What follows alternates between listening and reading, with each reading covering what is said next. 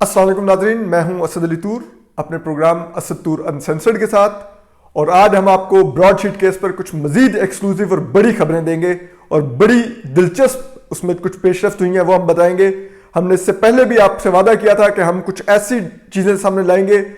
कि जो हुकूमती बयानिए को ज़मीन बोस कर देगी और ये दिखा देगी कि ये चार्जशीट दरअसल हुकूमत के खिलाफ है और हुकूमत इसको गलत स्पिन देके, ट्विस्ट देके इसको एक अपना बयानिया खड़ा करने की कोशिश कर रही है और जो असल हकायक हैं उनसे लोगों की तवज्जो हटाने की कोशिश कर रही है।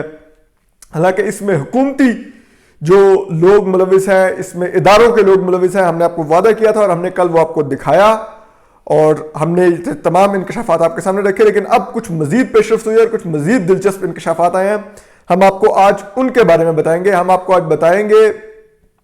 कि किस तरह से ये जो $1 अरब का तनाज़ा है ये असल में है क्या, और क्या मियां नवाज शरीफ के वाकई $1 अरब सिंगापुर में मौजूद है। हम इसके ऊपर आपको आज नए हकायक देंगे और बड़े दिलचस्प हकायक देंगे और ऑथेंटिक हकायक देंगे। और इसी तरह हम आज आपको ये भी बताएंगे कि ये कौवे मूसवी है कौन, इनका भी बैकग्राउंड हम आज आपको बताएंगे। तो इस केस के बारे में हम कुछ दिलचस्प बातें भी ये बताएंगे और ये भी बताएंगे कि मियां नवाज शरीफ तक जब वो वज़ीर आज़म थे, नाहली से कुछ दिन पहले जब ये $1 अरब की बात उन तक भी पहुंचाएगी तो उनका रद्द-ए-अमल क्या था वो भी हम एक्सक्लूसिव तौर पे आपसे शेयर करेंगे। तो हम सबसे पहले आपको बता दें कि ये जो आर्बिट्रेशन कोर्ट के जो जज थे सर एंथनी एवंस, जिन्होंने फैसला लिखा, उन्होंने अपने फैसले में डिटरमिन किए हैं कि शरीफ खानदान की कुल दौलत कितनी मालियत की है। पूरे शरीफ खानदान की, सिर्फ नवाज शरीफ साहब की नहीं, पूरे शरीफ खानदान की भी दौलत उन्होंने डिटरमिन किया। और वो दौलत जो पूरे शरीफ खानदान की दौलत है, वो जो कावे मूसवी हैं जिन्होंने ये इल्ज़ाम लगाया है कि नवाज शरीफ के सऊदी अरब से $1 अरब ट्रांसफ़र हुए थे सिंगापुर के एक बैंक में, वो उससे बहुत ही मुख्तलिफ फिगर हैं इनके मुताबिक। जो और ये जो जज हैं sir Anthony Evans, sir Anthony Evans, ये इन्होंने किस तरह रिलाय किया, ये 3 चीज़ों पे इन्होंने रिलाय किया। शरीफ खानदान की जो वेल्थ थी, जो दौलत थी उसको, और एसेट्स थे उनको एवेल्युएट करने के लिए इन्होंने, दिलचस्पी की बात यह है कि इन्होंने पाकिस्तान में पनामा लीक्स में होने वाली इंक्वायरी की JIT रिपोर्ट को भी इस जज साहब ने देखा और पूरा पढ़ा और उनको भी परखा और उससे भी एसेट्स की मालियत का उन्होंने एवेल्युएट किया। इसके अलावा जो ब्रॉडशीट थी, इन्होंने भी एक ऑडिट फर्म हायर की, कंसल्टेंट थी, उसने भी शरीफ खानदान की जो दौलत थी उसका ऑडिट किया। इसी तरह जो नैब थी उसने भी फिर वहां पे कंसल्टेंट फर्म हायर की, FTI, उसने भी क्रॉस चेक किया उन एसेट्स को, उन ब्रॉडशीट की एवेल्युएशंस को, उन सबको, और उसने भी फिर अपनी रिपोर्ट जमा करवाई जज के आगे। तो उस रिपोर्ट के मुताबिक जो शरीफ खानदान के कुल जो असासे हैं वो $1 अरब के नहीं, वो $820 मिलियन के हैं, यानी कि $82 करोड़ के हैं। मतलब जो उस $1 अरब का इल्जाम है कि सिर्फ नवाज शरीफ साहब के लिए आया सिंगापुर के बैंक में, उससे $18 करोड़ कम तो कुल असासे शरीफ खानदान के, मतलब $882 करोड़, जिसमें वो लिखते हैं कि वो फिर उसकी डिटेल्स भी लिखते हैं कि इसमें शरीफ फैमिली के जो पाकिस्तान में असासे हैं वो $622 मिलियन है, यानी कि $62 करोड़ 20 लाख। इसी तरह वो कहते हैं कि सऊदी अरब में शरीफ खानदान के जो असासे हैं उनकी मालियत $95.6 मिलियन है, यानी कि $9 करोड़ 56 लाख है। इसी तरह ये जज साहब डिटरमिन करते हैं कि जो मुत्तहिदा अरब इमारात है उसमें शरीफ खानदान के जो असासे हैं उनकी मालियत है $33.6 मिलियन, यानी कि $3 करोड़ 36 लाख। इसी तरह वो लिखते हैं कि जो यूके में शरीफ खानदान के असासों की मालियत है और उसमें वो एवन फिल्म के जो असासे हैं उनको वो नहीं काउंट कर रहे। तो उनका कहना है कि यूके में शरीफ खानदान के असासों की मालियत $114 मिलियन है, और यानी कि 10 करोड़ और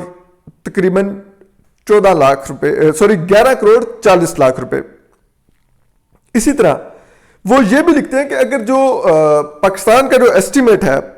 वो ये है कि जो एवन फील्ड अपार्टमेंट्स हैं वो तकरीबन $13 मिलियन के हैं, اور جج صاحب اس لیے ان ایون فیلڈ اپارٹمنٹس کو ان اثاثوں میں کاؤنٹ نہیں کر رہے کیونکہ ان کے اوپر ابھی ڈسپیوٹ پاکستان کا کلیم باقی ہے کہ یہ پاکستان کے ہیں یہ ایون فیلڈ اپارٹمنٹس، تو وہ کہتے ہیں کہ چلیں ان کو علیحدہ کر دیجیے، ہم ان کو ان اثاثوں میں شمار نہیں کرتے۔ تو ان جج صاحب کا ویسے یہ کہنا ہے کہ جو ایون فیلڈ اپارٹمنٹس ہے پاکستان کا کلیم ہے کہ یہ $13 ملین کے ہیں، جبکہ جو جج صاحب ہیں جو برطانوی جج ہیں وہ یہ لکھتے ہیں کہ اگر یہ اپارٹمنٹ پاکستانی حکومت کو مل بھی جائے تو یہ بیچ کے تقریباً $8 ملین کے بنیں گے، یعنی کہ 80 لاکھ روپے کے۔ تو اگر ہم اس کو ان 114 ملین میں شامل بھی کر دیں تو یہ تقریباً 122 ملین ڈالر ہو جائیں گے یو کے میں زیادہ زیادہ شریف خان کا۔ تو تقریباً یہ 82 کروڑ کے اثاثے رکھتا ہے شریف خاندان، جبکہ قومی موسوی الزام لگا رہے ہیں کہ شریف خاندان $1 ارب تو صرف نواز شریف صاحب کو بھیجا گیا۔ تو یہ کچھ میچ نہیں کرتا یہ بیان میں، اس الزام میں سبسٹنس نہیں ہے۔ لیکن اسی طرح ہم نے قومی موسوی کا بھی بیک گراؤنڈ چیک کرنے کی کوشش کی تو ہمیں معلوم جو ہمیں ذرائع نے بتایا ہے کہ جو قومی موسوی ہیں یہ ایرانی نژاد یہودی ہیں، یعنی جیو ہیں، ایرانی نژاد، اور یہ برطانیہ منتقل ہو گئے تھے اور برطانیہ میں سیٹلڈ ہیں۔ بہرحال ہمارا مقصد اس کا یہ کہنا نہیں ہے کہ یہ کوئی یہودی سازش ہو رہی تھی ملک کے خلاف یا کچھ بھی، لیکن ان کا ایک بیک گراؤنڈ ہے وہ ہم آپ کو بتا رہے ہیں، جن کو ہائر کیا گیا، جنہیں مشرف نے ہائر کیا ان کو، اور پھر اب تحریک انصاف کی حکومت بھی ان سے مذاکرات کرتی رہی، ان سے ڈیل کرتی رہی۔ شہزاد اکبر صاحب نے ڈینائی کیا ہے کیٹیگوریکلی کہ میرے ساتھ کوئی ایسا ڈیلیگیشن میں شخص نہیں گیا تھا جس نے قومی موسوی سے رشوت مانگی ہو، $200 ملین میں اپنا شیئر مانگا ہو، لیکن ابھی قومی موسوی نے الزام لگایا ہے دوبارہ سے، انہوں نے ایک نیا بیان دیا ہے، ایک نیا انٹرویو دیا ہے، اور انہوں نے کہا ہے کہ میں چیلنج کرتا ہوں، انہوں نے شہزاد اکبر کو چیلنج کیا، انہوں نے کہا کہ میں کیمرے میں دیکھ کے شہزاد اکبر آپ کو چیلنج کر رہا ہوں کہ آپ بتائیں کیا آپ کو فوری میں نے اطلاع نہیں آپ کے وکلا کے تھرو پہنچائی تھی کہ آپ کے ڈیلیگیشن میں موجود ایک شخص الگ سے آ کے مجھے ملا ہے اور وہ مجھ سے شیئر مانگ رہا ہے، آپ نے کیوں ایکشن نہیں لیا اس وقت؟ تو اس کا مطلب ہے شہزاد اکبر کے علم میں ہے کہ کون تھا وہ شخص۔ اب یہ حکومت پاکستان کی ذمہ داری ہے کہ وہ یہ انکوائری کروائے کہ وہ شخص، وہ جنرل مالک کون تھے جنہوں نے جا کے قومی موسوی سے رشوت مانگی کانٹریکٹ رینیو کرنے کے بدلے میں حکومت پاکستان کا۔ اسی طرح اب ہم آپ کو آ جاتے ہیں میاں نواز شریف کے ریئیکشن پہ۔ ذرا یہ بتاتے ہیں کہ جب یہ ابھی نااہلی کا میاں صاحب کا فیصلہ نہیں آیا تھا تو اس سے کچھ ہفتے قبل میاں نواز شریف کو ایک بڑے انٹیلیجنس افسر نے کسی میاں صاحب کے کلوز ذریعے سے ان کو یہ پیغام بھجوایا کہ ہمیں پتہ چلا ہے کہ آپ کے $1 ارب سنگاپور کے بینک میں پڑے ہوئے ہیں۔ جی ہاں، یہ وہی دن ہے جن دنوں میں قومی موسوی کہتے ہیں کہ 2016-17 میں میں نے پاکستانی حکومت کے اعلیٰ حکام کو، جس میں ایک فوجی افسر بھی تھا، یہ آگاہ کیا تھا کہ میاں نواز شریف کی حال ہی میں مجھے بڑے ہی اعلیٰ ذرائع سے پتہ چلا ہے، میرے ویل پلیس سورسز سے سعودی عرب میں، کہ وہاں سے $1 ارب سنگاپور کے ایک بینک میں میاں نواز شریف کے لیے ٹرانسفر کیے گئے ہیں۔ تو یہ انہی دنوں کی بات ہے، تو ایک انٹیلیجنس سورس نے میاں صاحب کو یہ پیغام بھجوایا، آپ کہہ سکتے ہیں کہ بلیک میلنگ بھی تھی کہ ہمیں پتہ چلا ہے آپ کے $1 ارب سنگاپور کے بینک میں آئے ہیں۔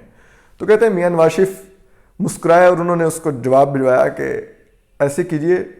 وہ $1 ارب آپ پاکستان منگوا لیجئے، اس کا 10% مجھے دے دیجئے گا، 90% آپ رکھ لیجئے گا، لے لیجئے وہ $1 ارب۔ تو مطلب اتنا مضحکہ خیز یہ الزام تھا کہ میاں صاحب نے بھی ان کو کہا کہ آپ منگوا لیں، 10% مجھے دے لیں، 90% آپ لوگ رکھ لیں۔ تو یہ حالات تھی، لیکن اس کے باوجود ہمارے، کیونکہ بڑے ہی قابل ہوتے ہیں ہمارے انٹیلیجنس ذرائع کہ وہ انہی لوگوں پہ رلائی کرتے ہیں، تو انہوں نے تب بھی، اس کے بعد بھی میاں صاحب کے اس کے جواب کے بعد بھی اس کہانی پہ یقین رکھا، اور پھر قومی موسوی سے جب ان کی مرضی کی حکومت آ گئی تو شہزاد اکبر اور دیگر کے تھرو وہ نیگوشیٹ کرتے رہے، خود اپنے انٹیلیجنس افسران اپنے جرنیلوں کے تھرو نیگوشیٹ کرتے رہے۔ اور اس سے ایک اور بھی جو تاثر ہے اس کو تقویت ملتی ہے، دو الزامات کو تقویت ملتی ہے جو جسے شوکت عزیز صدیقی نے لگائے اور میاں نواز شریف نے خود بھی لگائے۔ میاں نواز شریف نے کہا، اور زیادہ تر انہوں نے جس شوکت عزیز صدیقی کے بیان پر رلائی کیا، انہوں نے کہا کہ انٹیلیجنس والوں نے مجھے، خفیہ اداروں نے، فوج کے خفیہ اداروں نے، فوج نے مجھے، انہوں نے فوجی اسٹیبلشمنٹ کی قیادت پر الزام لگایا کہ انہوں نے مجھے سازش کر کے مناہل کروایا اور مجھے حکومت سے نکلوایا اور میری حکومت بھی ختم کروائی۔ اور یہی الزام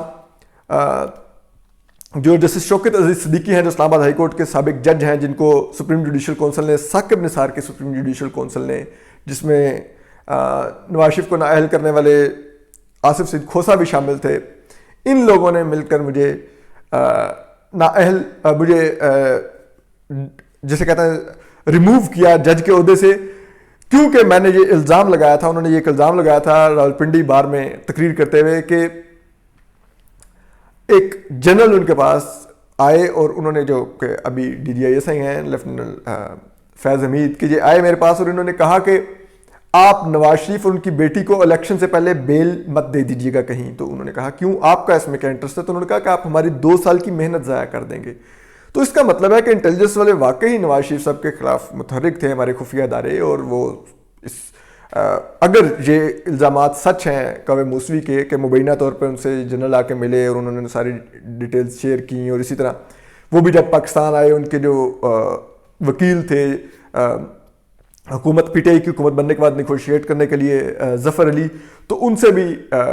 اس وقت کے ڈی جی آئی سے نوید مختار کی بھی ملاقات ہوئی، جنرل فیض حمید کی ملاقات بھی ہوئی، اسی طرح جتنی بھی ملاقاتیں ان کی ہوئیں حکومتی ممبران سے جس میں شہزاد اکبر، اسد عمر اور دیگر تھے، تو اس میں بھی آئی ایس آئی کے لوگ موجود ہوتے. تو اس کا مطلب ہے کہ یہ کنیکشن تھا اور یہ واقعی ایک مل جل کے کارروائی کی گئی تھی میاں نواز شریف کو ہٹانے کے لیے. اب یہ کارروائی کس حد تک آپ دیکھ لیں، آئینی طور پر تو کم از کم انٹیلیجنس اداروں کے پاس کوئی مینڈیٹ نہیں ہے کہ وہ ایک وزیر اعظم کے خلاف ان کے مالی معاملات کی معلومات جمع کرتے پھریں. یہ دوسرے ادارے ہوتے ہیں، تو یہ ایک غیر آئینی کام کیا گیا. لیکن کیا ان الزامات میں بھی سبسٹنس تھی کہ نہیں، ان کو بھی دیکھا جائے تو وہ سبسٹنس بھی اب نظر نہیں آ رہی. تو یہ بڑا ایک گمبھیر معاملہ ہے، اس کی ضرور تحقیقات ہونی چاہیے، اس کی اعلیٰ پیمانے پہ تحقیقات ہونی چاہیے. وزیر اعظم عمران خان کو تحقیقات کروانی چاہیے کہ کیا ایسے نیگوشیٹ کیا گیا جن لوگوں نے، انہوں نے ری نیگوشیٹ جنہوں نے کیا کانٹریکٹ رینیو کرنے کے لیے قومی موسوی سے، کیا انہوں نے رشوت مانگی؟ شہزاد اکبر صاحب کے علم میں تھا تو انہوں نے کیوں نہیں کارروائی کروائی؟ اور جو $1 ارب کا الزام ہے اس میں بھی ذرا تحقیقات ہو جائیں تو دودھ کا دودھ پانی ہو جائے کہ میاں نواز شریف کے پاس $1 ارب سنگاپور کے بینک میں ہیں یا نہیں ہیں. اگر ہیں تو پھر عمران خان صاحب ابھی تک کیوں نہیں ان کو واپس لانے میں دلچسپی رکھتے، کیوں نہیں وہ واپس لاتے؟ پاکستان کو بہت ضرورت ہے پیسے کی، لائیے واپس، استعمال کیجئے، بجائے اس کے کہ آپ دوسرے ملکوں سے قرضے مانگتے پھریں. پھر وہ لے آئیے. وہ جو آپ کے مراد سعید صاحب بھی الیکشن سے پہلے کہتے تھے $200 ارب لے آؤں گا، تو وہ پھر لائیے، آئی ایم ایف کے منہ پہ بھی ماریے، ہمارے منہ پہ بھی ماریے، تاکہ ہمارا بھی کچھ پیٹ بھرے. ہماری جو آمدن کم ہو گئی ہے، آپ کے پاکستان بیورو آف اسٹیٹسٹکس کے اعداد و شمار کے مطابق 6.7 ملین پاکستانیوں کے جو آمدن ہے کم ہو گیا، یعنی کہ 67 لاکھ پاکستانیوں کی آمدن گھٹ گئی ہے. اس طرح وہ یہ بھی کہتا ہے کہ 2 کروڑ سے زیادہ لوگ بے روزگار ہوئے ہیں، 2 کروڑ 20 لاکھ. تو وہ سب کچھ ختم ہو تاکہ ملک آگے چلے، بہتر ہو. تو برائے مہربانی تحقیقات بھی کروائیے اور ذرا آپ بھی دیکھیے کہ یہ کیا مسئلہ ہے پاکستان کا کہ ہم ہمیشہ پاکستان سے باہر ایسے لوگوں کے ہی بیانات کے اوپر انحصار کرتے ہیں جو بیانات بعد میں ہمارے گلے میں آ جاتے ہیں. جس طرح کہ ابھی کوے موسوی آپ کے گلے میں آ گئے ہوئے ہیں. ایک دور میں منصور اجاز بھی آئے تھے، اب کوے موسوی آ گئے ہیں. اور منصور اجاز کے چکر میں ہماری ریاست نے ایک پاکستان کے بہترین دماغ کو بلا وجہ دشمن قرار دے دیا. میں حسین حقانی صاحب کی بات کر رہا ہوں. میرے خیال میں اتنا بہترین دماغ امریکہ میں کوئی نہیں کسی پاکستانی کا جتنا حسین حقانی کا، لیکن ہمارے اداروں نے ان کو بھی اب دشمن قرار دیا ہوا ہے، غدار قرار دیا ہوا ہے. لیکن کبھی ان کو غدار قرار نہیں دیا جنہوں نے امریکہ کو اڈے دیے. جنرل مشرف کی بات کر رہا ہوں، جنہوں نے امریکہ کو پاکستانی شہری بیچے ڈالروں میں، ان کو کبھی غدار قرار نہیں دیا. ہاں، ان کو آئین شکنی پر سزائے موت سنانے والے جسٹس وقار سیٹھ مرحوم کو ضرور ہمارے اداروں نے بھی، ہمارے وزراء نے بھی، فروغ نسیم صاحب اور دیگر نے بھی ذہنی مریض قرار دیا تھا. یہ حالت ہے ہماری. لیکن جنہوں نے شہری بیچے وہ غدار نہیں ہیں، حسین حقانی غدار ہیں. تو ذرا سوچئے ہم کن لوگوں پہ رلائے کرتے ہیں اور کیا کرتے ہیں. کیوں ہم اپنے ملک کو یہ بنانا ریپبلک بنایا ہوا ہے؟ اتنی مذاق خیز قسم کے الزامات لگتے ہیں، پھر ان کا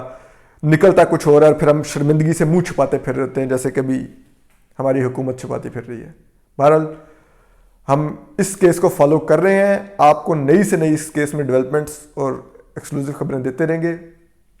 آپ اپنا خیال رکھیے. خوش اور سلامت رہیے. اسد علی طور کو اجازت دیجیے اسد طور انسنسرڈ سے. اللہ حافظ.